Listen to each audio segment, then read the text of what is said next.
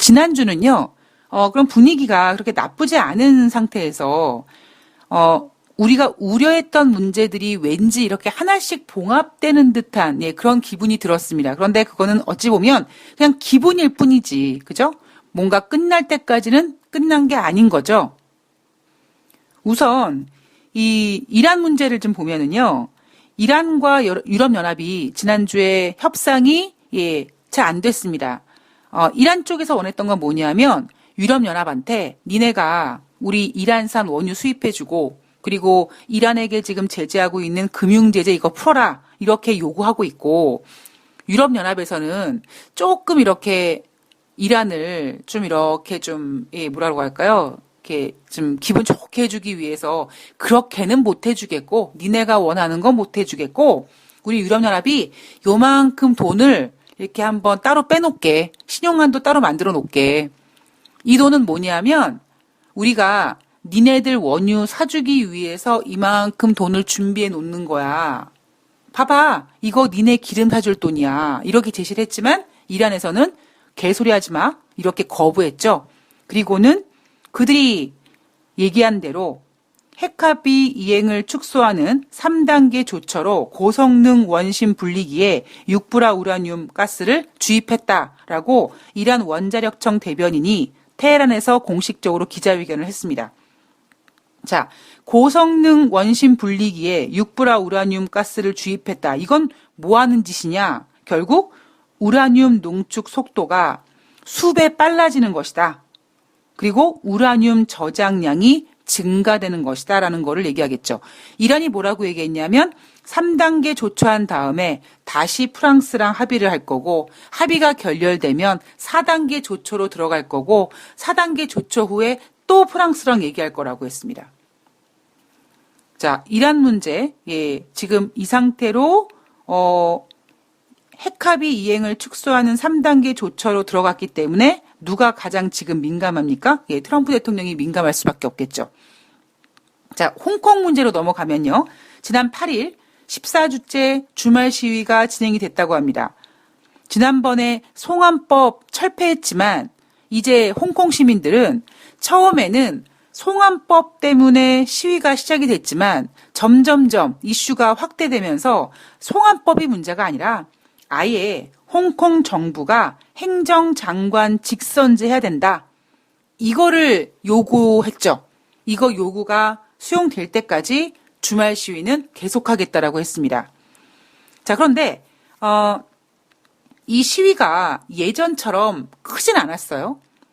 이 광장에 모인 사람들도 그렇게 많지 않았고, 예, 어떤 그 분위기가 예전처럼 그렇게 격화되진 않았습니다.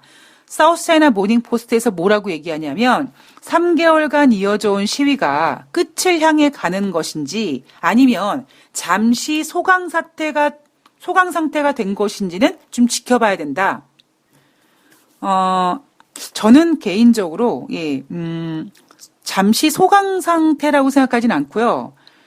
이 시위가 끝을 향해 가는 거라고 보고 있는데 그 끝을 향해 가는 이유가 뭐냐면 홍콩 경기가 너무 안 좋아서, 경제가 너무 안 좋아서. 그러니까 제가 앞서서 이런 얘기 드렸잖아요.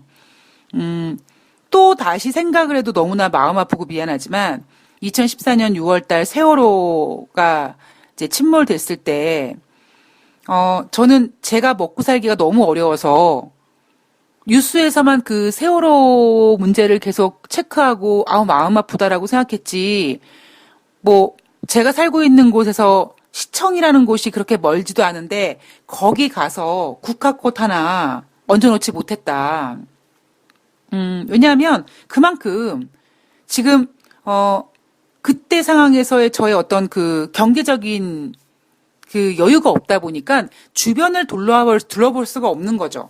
따라서 즉 중국이 지난번에 계속 홍콩에다가 뭐 몇 가지, 뭐 세 가지를 제안했다 이런 내용들이 뭐였습니까? 야, 홍콩, 니네 먹고 살기 괜찮냐? 괜찮겠어? 이런 거거든요. 내가 오늘 점심 먹을 여유 있고 저녁 먹을 여유가 있는 사람, 이런 사람들이 뭐 다른 이슈들에 대해서 관심을 갖지만 내가 오늘 점심을 먹을 수가 없고 내가 오늘 저녁을 먹을 수 있는 확답이 없다면 내가 당장 굶어 죽으면 그런 거에 관심을 가질 수가 없죠. 단 이런 건 있을 수가 있습니다. 2010년도에 유럽발 금융위기가 발생되기 전에 몇 달 전부터 유럽은 막 국민들이 난동을 부렸다고 했잖아요. 근데 그 난동은 뭐였습니까? 그 난동은 배고픔의 난동이었거든요. 그러니까 제가 만약에 배고파서 뭐 청와대 앞에 가서 나 굶어 죽겠습니다라고 시위해서 그건 나의 배고픔은 그렇게 시위할 수 있지만 지금 홍콩 시위의 문제의 초점은 뭐냐면 배고파서가 아니잖아요. 그죠? 어찌 보면 정치적인 이슈, 송환법에 관련된 것, 그리고 지금 뭐 홍콩 정부가 행정장관 직선제 실시 등 이런 거기 때문에 이런 문제들은 홍콩 경제가 안 좋아지면 홍콩 국민들이, 홍콩 시민들이 광장에 나올 수가 없어요. 그래서 저는 앞으로의 홍콩 시위는 뭐 어떤 송환법 문제가 해결돼서 시위가 끝나는 게 아니라 만약에 경기 상황이 좋고 막 그랬다면 오히려 저는 이 행정장관 직선제 실시가 더 확대될 거라고 볼 것 같습니다만 지금 상태는 경제가 안 좋아지기 때문에 홍콩 시민들이 이제 그만큼 다른 이슈의 문제를 가질 수 있을 만큼 여유가 좀 덜하지 않겠는가. 그래서 홍콩 시위 문제는 이 정도에서 좀 조용해지는 걸로. 당장 중국이 홍콩 옆에 있는 선정 키우겠다고 얘기했고요. 예. 홍콩 돈줄을 줄 생각을 하고 있거든요. 그리고 홍콩 경제도 안 좋고, 예. 가난이 문을 열고 들어오면 행복이 창문 밖으로 도망을 가고요. 가난이 문을 열고 들어오면 내가 내 주변을 돌아볼 여유가 없습니다. 자, 홍콩 문제, 요렇게 진행이 되고 있습니다. 그리고 세 번째 영국으로 넘어가면, 제가 어제 방송에서 트럼프 대통령과 보리스 존슨의 어떤 공통점 같은 걸 말씀드렸잖아요. 뭐, 머리가 노랗다. 지가 하고 싶은 대로 다 하려고 한다. 근데, 둘 다 지금 서로 뭔가 안 된다. 일이 안 풀린다. 자, 브렉시트 연기를 핵심으로 하는 법안이 하원을 통과했고, 상원도 쉽게 통과했고, 당장 현지 시간으로 9월 9일 날, 월요일 날, 엘리자베스 2세 여왕의 이제는 허가만 필요합니다. 엘리자베스 2세 여왕이 오케이 하면 그 법안은 법률로서 효력이 생깁니다. 그런데 보리스 총리가 그거를 지금 거부하고 나섰어요. 그것은, 즉, 브렉시트 연기하는 거는 내가 하지 않을 거야. 라고 보수당 당원들에게 보낸 서한에 그렇게 적었습니다. 자, 그러자 고용연금부 장관이 내각을 사임했고요. 보수당도 탈당했습니다. 보리스 총리에게 뭐라고 했냐면 나 왜 내각 사임했는 줄 아니? 나 왜 보수당 탈당하는지 아니? 바로 너 때문이야. 보리스 네가 너무나 강한 행보를 보이기 때문에 나 관두는 거야 라고 했습니다. 자, 보리스 총리는 당장 9월 9일 날 지난번 상원을 통과한 브렉시트 연기 법안이 엘리자베스 2세 여왕의 지금 허가를 눈앞에 둔 상태에서 9일 날 또다시 재차 조기 총선 법안 하자고 상정할 계획이라고 합니다. 지난번에 실패했죠. 3분의 1을 넘기지 못했습니다. 근데 또 시도해요. 이거 불가능할 것 같죠? 또 이번에도 실패할 것 같죠? 자, 지금 영국 의회에서 보리스 총리가 아니 우리 민주주의 영국에서 이렇게 영국 의회에서 이렇게 합의한 내용에 대해서 거부를 하네. 총리가. 얘네 뭐야? 민주주의 국가에서 의회에서 민주주의 다수로 결정된 내용을 총리가 거부하는 거잖아요, 지금. 만약에 보리스 총리가 브렉시트를 연기하지 않으면 브렉시트 연기하지 않은 죄목을 달아서 즉 그 법을 위반한 죄로 소송을 제기할 거라고 합니다. 그리고 지난번에 그 보수당 내에서 21명이 제명됐는데 그 사람들도 그 소송 제의에 합류할 거라고 합니다. 만약에 그 법을 위반한 죄로 만약에 법원에서 그 어떤 판결을 받으면 금고형을 받을 수가 있다고 해요. 그럼 금고형을 받으면 총리 사퇴입니다. 따라서 지금 또 야당이, 의회에서 뭘 준비하고 있냐면 제러미 코빈 노동당 대표를 임시 총리로 해서 뭔가 일을 진행하자 이런 것도 지금 의회에서 거론되고 있다고 합니다. 그래서 제발 제러미 코빈을 총리로 좀 임시 총리로 만들어 주세요라는 어떤 그런 의견을 영국 여왕에게 부탁했다고 합니다. 이 문제가 참 문제가 되고 있는 게 뭐냐면 앞서도 한번 말씀드렸듯이 과연 엘리자베스 2세 여왕이 이렇게 정치적으로 깊숙이 개입할 것이냐, 뭐 브렉시트 연기안을 법안에 통과시켰으니까 상원에서 통과시켰으니까 그 법안을 가지고 엘리자베스 여왕 2세가 하원도 통과했고 상원도 통과했으니까 그래 해라 라고 할 수 있는 부분이긴 하지만 지금 보리스 총리를 끌어내리고 제러미 코빈 노동당 대표를 임시 총리로 하는 거는 어찌 보면 엘리자베스 2세 여왕이 정치적으로 깊숙이 참여하는 거여서 글쎄 이거는 어떻게 될지 모르겠습니다. 그리고 또 하나가 뭐냐면 이 제러미 코빈 노동당 대표가 영국의 중산층들은 별로 이 사람을 안 좋아한다고 하죠. 그리고 지난번 5월달 유럽의회 선거에서 보수당과 노동당이 참패했거든요. 그리고 그 제2 야당들이 어떤 약진을 보였습니다. 그랬을 때 과연 지금 의회 내에서 지금 당장은 보리스 총리를 공공의 적으로 만들어 두고 일단 브렉시트를 연기하자. 그래서 지금 일을 진행하고 있지만 과연 다른 야당들이 제레미 코빈을 임시 총리로 하는 부분에 있어서 잘 이렇게 지지해 줄지 이런 것들도 또 우리가 한번 체크를 해봐야 될 것 같습니다.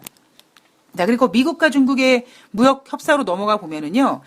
우선 중국의 8월달 무역 흑자가 전년 동월 대비 41.8% 증가했다고 합니다. 중국의 전체 교역량이 올해 1월달부터 8월달까지 3.6% 증가했는데 무역 흑자가 46%를 증가시켰다고 합니다. 그런데 이 자세한 중국의 8월달 무역 상황을 보면 미국으로 수출하는 무역, 대미 무역이 전년 동기 대비 9% 감소했고요. 상대적으로 유럽연합으로 무역된 양은 전년 동기 대비 9.7% 증가. 그리고 아시아 쪽과의 교역은 전년 동기 대비 11.7% 증가했다고 합니다. 그리고 특히 관심 가질 부분이 뭐냐면 올 8월 달까지 중국의 1대1로 국가들과의 교역이 전년 동기 대비 9.9% 증가했는데 이 1대1로 국가들과의 교역은요. 중국 전체 교역량의 29%를 차지하고 있다고 합니다. 그런데 미국에서 반대하는 부분이 뭐냐면 바로 중국의 1대1로 이 사업 속에 숨어 있는 채무 외교. 우리 중국과 뭐 외교하자, 무역하자. 우리가 니네 항구에다가 항구 뚫게 해줄게. 도로 짓게 해줄게. 니네 돈 없어? 그러면 우리 돈 빌려줄게. 이렇게 중국의 돈을 갖다 쓰게 하고 그리고 그 돈을 갚지 못하면 그 어떤 항만이라든가 이런 도로에 대한 운영권을 중국에서 가져가 버리는 이거를 지금 채무 외교라고 하는데 중국이 지금 이 채무 외교를 매우 적극적으로 하고 있거든요. 이 부분은 굉장히 미국에서 거슬려 하는 부분입니다. 자, 미국과 중국의 무역 분쟁은요. 레리 커들로 백악관 국가경제위원장이 미중의 갈등 해소에 수년이 걸릴 수도 있다. 우리는 10월달 협상에서 조속한 성과를 원한다. 자, 미국과 중국은 무역과 지식재산권 등에 대해 1년 6개월 전부터 협상을 하고 있지만 1년 6개월 동안 지금 합의가 되지 않은 만큼 중요한 그 중대성에 비추어 볼 때, 사안의 중대성을 비춰볼 때 이 정도 기간은 짧은 것이다. 즉, 더 필요하다. 레이건 대통령도 예전에 비슷한 상황에서 소련과 싸움을 했다. 마찬가지로 미국과 중국의 무역 협상은 매우 중요한 일이기 때문에 10년이 걸리더라도 할 것이다 라고 했습니다. 지금 일각에서는 미국과 중국의 무역 분쟁은 이미 트럼프 대통령 손에서 벗어났다. 트럼프 대통령 손을 떠났다 라고 보고 있습니다. 저도 이제 그런 생각을 하고 있는 거죠. 그게 어떤 의미냐면 제가 유동성을 걱정하면서 어떤 분께서 트럼프 대통령이 있는데요 라고 했을 때 트럼프 대통령 한낱 인간이 지금 이 유동성을 컨트롤할 수 없다라고 말씀드렸던 거와 일맥상통하는데 미국의 고용지표가 부진하고 독일의 경제가 악화되고 뭐 얘네만 그렇습니까? 지금 다른 것도 난리가 났어요, 지금. 뭐 우리나라 같은 경우에도 지금 뭐 가계부채가 얼만큼 됐고 지금 이런 얘기가 막 쏟아져 나오고 있는데 단순히 미국과 독일의 이런 경기 부진, 고용지표 부진의 문제가 아니라 글로벌 경기 침체 우려가 이제 더 이상 트럼프 대통령이 중국의 어떤 그 무역 분쟁에서 이렇게 쥐락펴락할 수 있는 그런 게 여유를 주지도 않고요. 그리고 트럼프 대통령 자체 내에서도 지금 중국을 대상으로 한 무역 분쟁은 작전이 뻥난 거죠. 자, 미국의 비농업 취업자가 올해 지금 현재 최근 3개월 동안의 그 이동 평균을 분석해 봤더니 12만 9천 명이라고 합니다. 제가 앞서서 미국 고용이 정말 좋다면 평균 20만 건이 나와야 되고 못 나와도 19만 건이 나와야 된다. 그래야지만 미국 경기가 좋다라고 얘기할 수 있는데 최근 나오는 지표들 가지고 미국은 고용이 좋다라고 얘기할 수 없다. 명함을 못 내밀 수가 없다라고 얘기해 드렸잖아요. 작년에 미국은 평균 20만 명이었다고 합니다. 제가 지금 최근 계속 미국의 그 고용 지표 같은 경우 1년 넘게 지금 분석하면서 미국이요. 고용이 정말 좋다라고 얘기하려면 평균 이 정도 돼야 돼요. 잘 나올 때는 뭐 21만 명, 뭐 24만 명 이렇게 나올 때도 있지만 그거는 너무 잘 나온 거고 웬만큼만 나왔을 때 20명. 정말 못 나왔다고 하더라도 한 19만 명이 나와야지만 그래야지만 미국이 고용이 좋습니다라고 얘기할 수 있는 거다라고 제가 이 기사 내용보다 지금 먼저 얘기해 드렸잖아요. 근데 지금은 뭐예요? 12만 9천 명이라고 합니다. 이게 평균이에요. 자, 그리고 각국은 지금 경기 부양책을 쓰고 있습니다. 이제 미국과 중국의 무역 분쟁은 더 이상 트럼프 대통령이 어떻게 할 수가 없는 거예요. 그 이유가 뭐예요? 트럼프 대통령이 작전이 실패한 겁니다.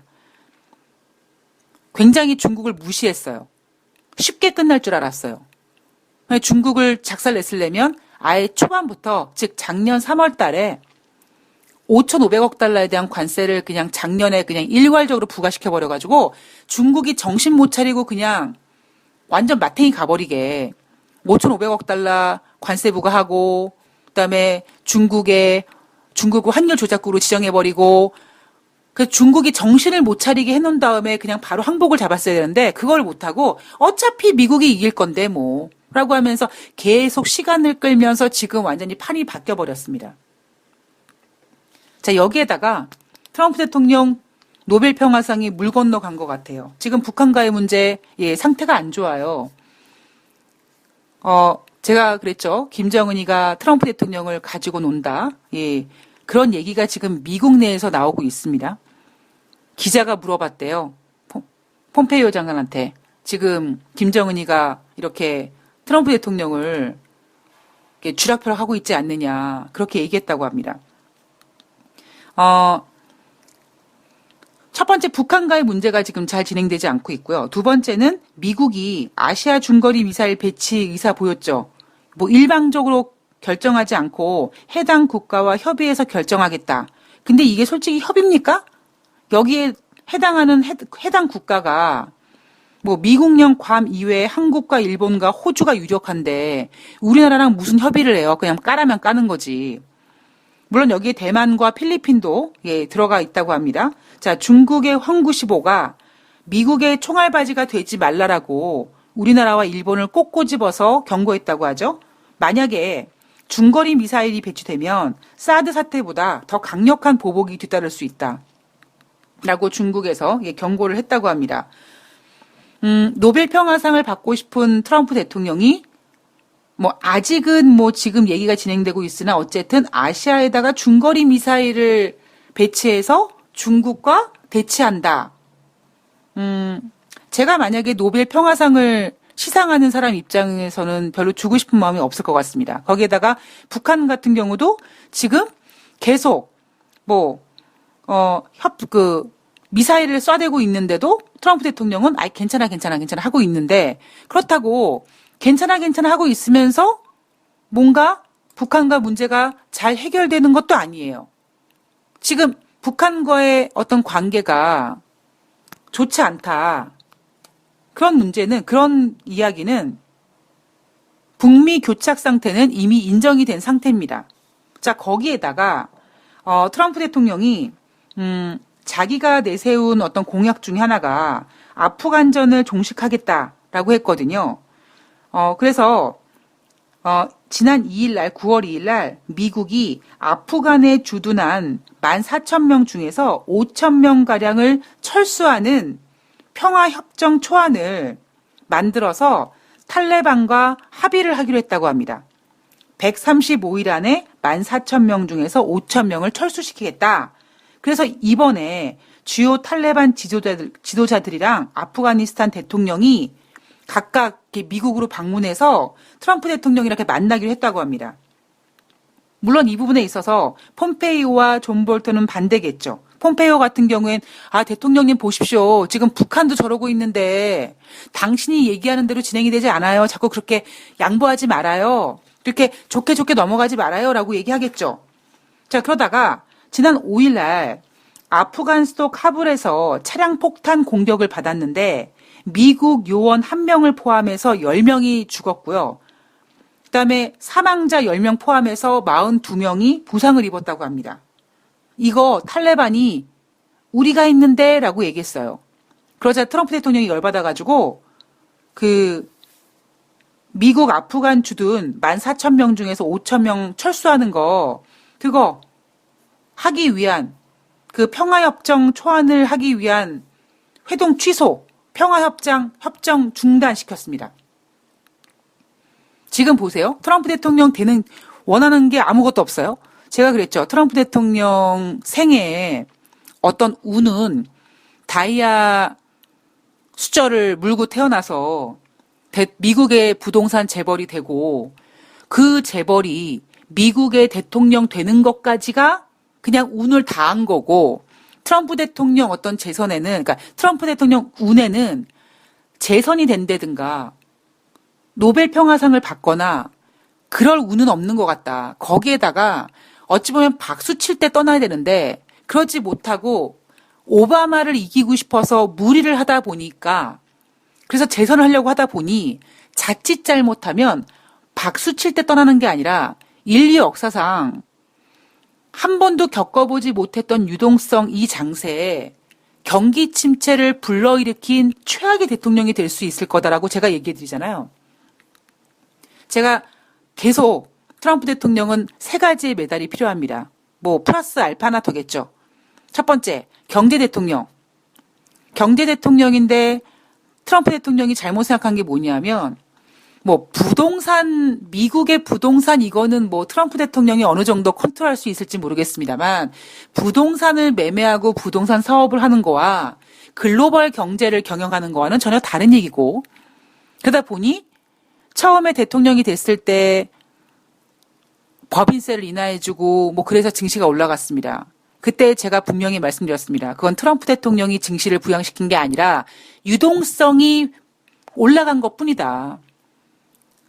제가 트럼프 대통령을 좋아하고 나빠하고를 떠나서 자꾸 사람들이 특히 트럼프 대통령이 자꾸 자기 입으로 내가 법인세를 인하하고 그래서 다우지수가 이만큼 올라갔다.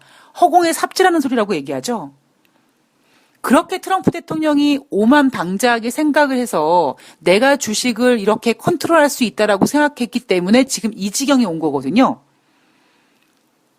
자, 법인세 인하해서 증시가 부양했다. 법인세 인하 때문이 아니에요. 그냥 글로벌 유동이 그때만 올라갔던 거예요, 그냥. 예. 돈이 풀려서 그 돈의 어떤 효과가 막 나타나기 시작했던 겁니다.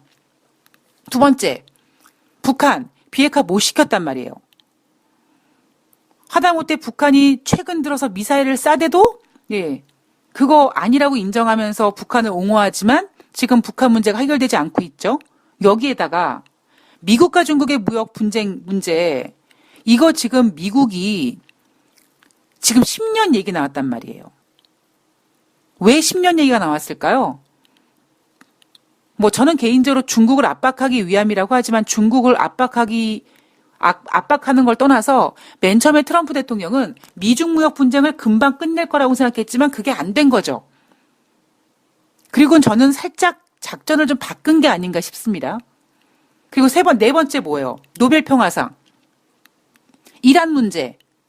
이란도 뭐 아까 뭐 아프가전 그걸 종식하겠다고 하면서 병사 철수하겠다. 그래서 뭐 대한민국에 주둔하고 있는 뭐 미군도 철수하겠다 이거 하지 않았잖아요. 근데 결국에 결론적으로 보면 지금 이란의 호르무즈 해역에 미군은 예전보다 더 많은 인원이 군대가 파병돼 있단 말이에요. 거기다가 지금 이란 문제를 뭔가 커버하기 위해서 북한 문제를 뭔가 이렇게 좀 약간 뒤로 미루고 내가 아프간전 종식하겠다라는 그런 평화의 메시지를 전달하기 위해서 아프가니스탄 대통령을 만나고 탈레반 지도자를 만나서 이 군대 철수하는 거 이거 합의하려고 그랬는데 이것도 지금 무색하게 됐습니다. 자, 노벨 평화상 제가 봐서 날아간 것 같아요. 그러면 제가 아까 트럼프 대통령이 사업하는 사람인데 이 사업하는 사람이 만약에 정치를 하면 어떻게 될까라고 말씀드렸는데 저도 물론 정치에 대해서 모르지만 제가 만약에 트럼프라면 그리고 주변에 정치를 했던 그 참모들이 있다면 어떤 카드를 제시할까? 전쟁의 북소리가 울리면 법이 침묵한다고 하죠. 그러면 제가 만약에 트럼프라면 앞에서 제가 이런 얘기 드린 적이 있습니다. 사람이 다치면 달라진다. 지난번에 이란과의 어떤 관계에서 뭐 드론이 폭격을 받고 뭐 이랬을 때는 그냥 긴장했죠. 물론 그때도 트럼프 대통령은 이란을 공격하기 위해서 버튼을 누르려고 했는데 10분 전에 취소했다고 합니다.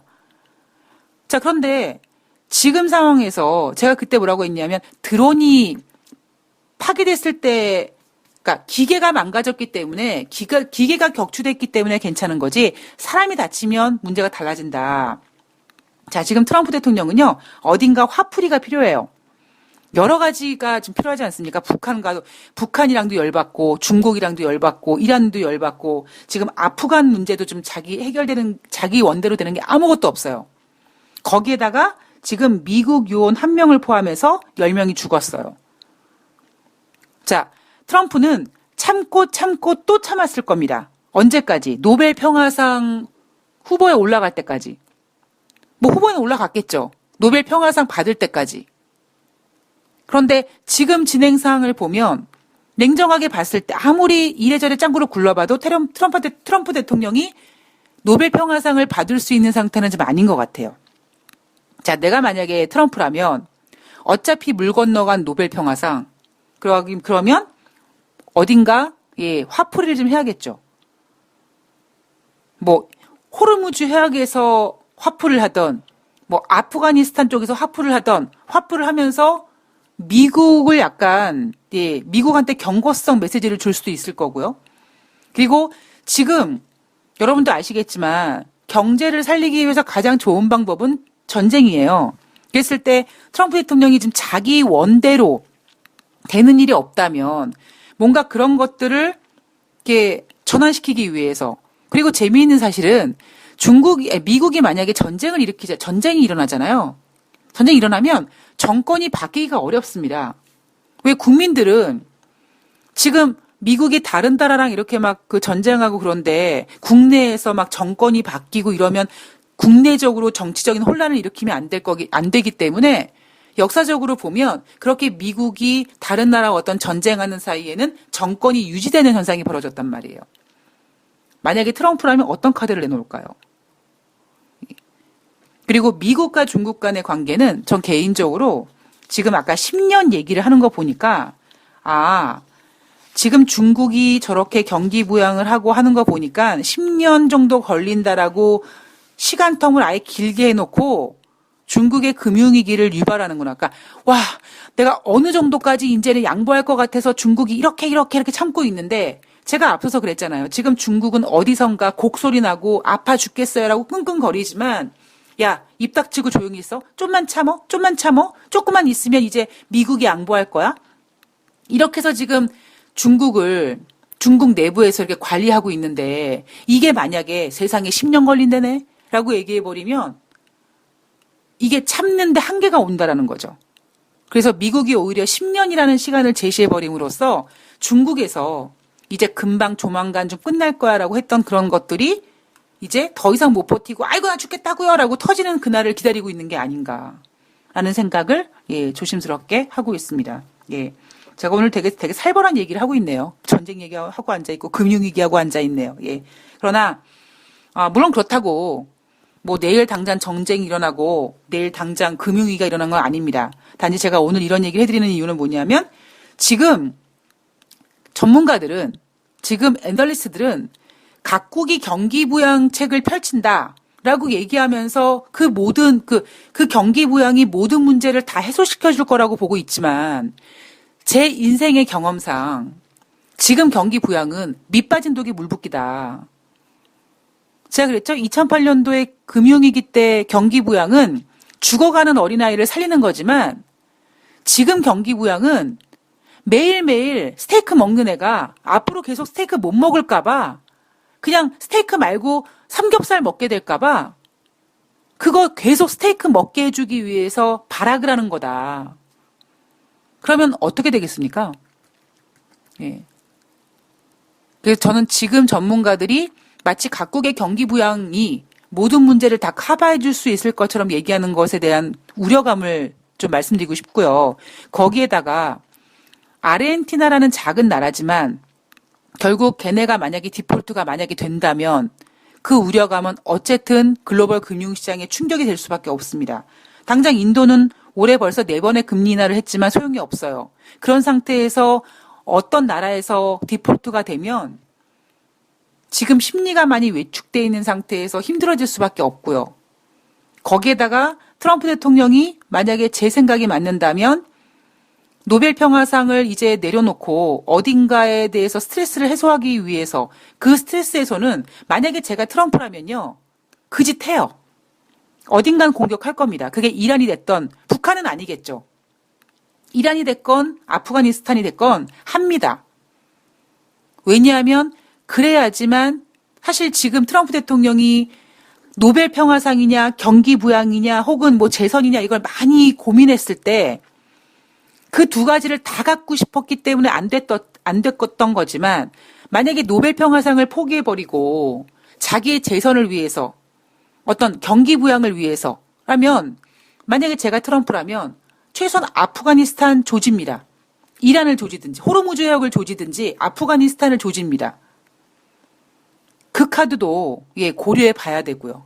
그리고 또 하나 미국이 이렇게 미국과 중국과 무역전쟁을 10년까지 끄는 거는 중국 내부에서 지금 장기전을 준비하고 있는데 니네가 과연 언제까지 버틸 수 있느냐. 그런 부분에 대해서 중국을 흔들기 위해서 10년이라는 시간을 제시한 게 아닌가 뭐 그런 생각을 하고 있습니다. 어쨌든 미쓰리는 지금 좋은 상황이 물론 늘 말씀드리지만 시장 좋은 건 즐기세요. 저 뭐라고 안 그래요. 뭐 사시고 싶으신 분은 사시고 하세요. 그런데 제 개인적으로는 지금 시장은 전문가들이 뭐 10월 달까지 간다. 뭐 하반기에 좋아질 거다. 이런 얘기하지만 전 지금은 주식 살 때라고 보진 않습니다.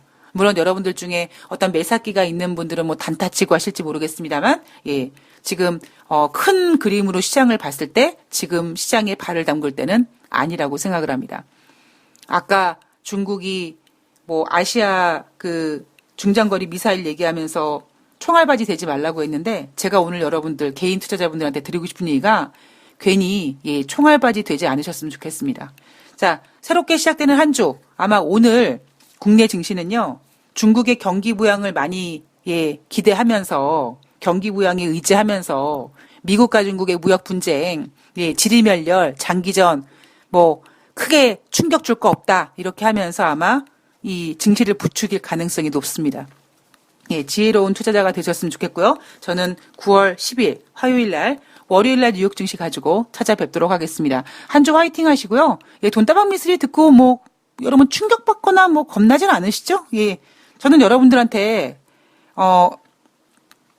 뭐 공포를 주고 여러분들을 겁주기 위해서 이런 얘기를 해드리는 게 아니에요. 제 개인적으로 여러분들이 총알바지가 안 되셨으면 하는 마음에 그리고 어찌 보면 위기 속엔 분명히 기회가 올 거기 때문에 그런 기회를 준비해 보자라는 뜻으로 전해드렸습니다. 즐거운 한 주 시작하시고요. 좋아요 꼭 눌러주시기 바랍니다. 고맙습니다.